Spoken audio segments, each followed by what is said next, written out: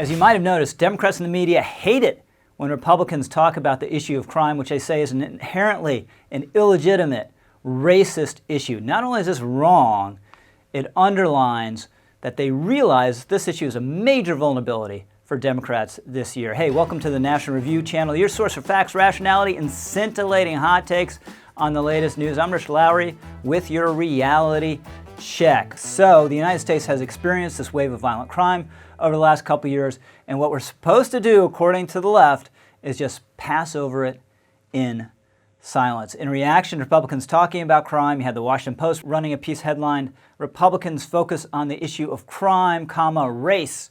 Ahead of the midterms, you had the New York Times writing that these ads instantly created pushback as, quote, racially divisive. Now, supposedly, Exhibit A for this is the barrage of ads against Mandela Barnes. He's the 35-year-old African-American Democrat lieutenant governor of Wisconsin running against the Republican incumbent Senator Ron Johnson. Allies of Barnes say that these ads are racist and based on stereotyping. So one offense, supposedly, is that these ads associate Barnes with the squad.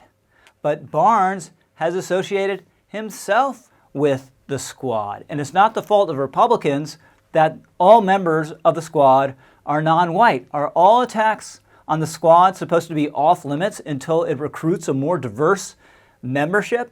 Then there's an ad that writes Barnes' name in graffiti. And one of Barnes' allies says this is ghettoizing him. But the point of that ad is not that Barnes is a graffiti artist. The point is that he supported policies that have made the wave of disorder in our cities worse. And guess what? Graffiti is a symbol of such disorder. Then there's an ad that calls Barnes dangerously liberal on crime. Well, you know what? There's also an ad in Pennsylvania against John Fetterman, the Democrat running for Senate in that state, that calls him dangerously liberal on crime. And it should be noted, John Fetterman is a large, tattooed white man.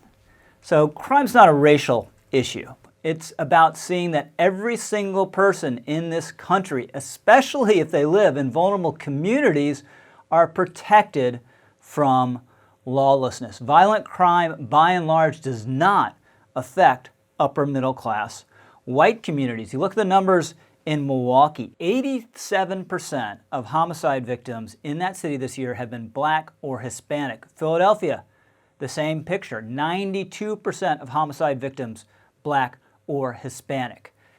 Philly, by the way, is on track to set a record for homicides this year. Shootings are up. Robberies committed with a gun are up an astonishing 60% in Philadelphia.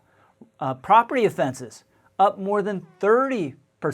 So this is a totally legitimate public concern and is on people's minds, especially if they live in places where this crime is largely taking place. And the fact is, Barnes and Fetterman have supported policies that reflect the anti-incarceration ethos that's been dominant in the Democratic Party the last couple of years, especially after the killing of George Floyd. Look at Mandela Barnes. He supported two of the worst public policy ideas in recent American memory. When defunding the police was a big thing in 2020, he said, yeah, let's slash police budgets, take that funding, and give it to neighborhood services. He supported ending cash bail. He advanced a bill to do that when he was in the Wisconsin legislature, and his campaign earlier this year said he wants to end cash bail across the country. So there are two alternatives here. Democrats like John Fetterman and Mandela Barnes can actually try to defend their ideas and their records on this issue, or they can try to rule any discussion out of bounds. And it tells you everything you need to know that they are so focused on trying to do the latter. Hey, check out my video on Joe Biden's student loan program and why it's preposterously illegal and why none of the legal justifications for it make any sense.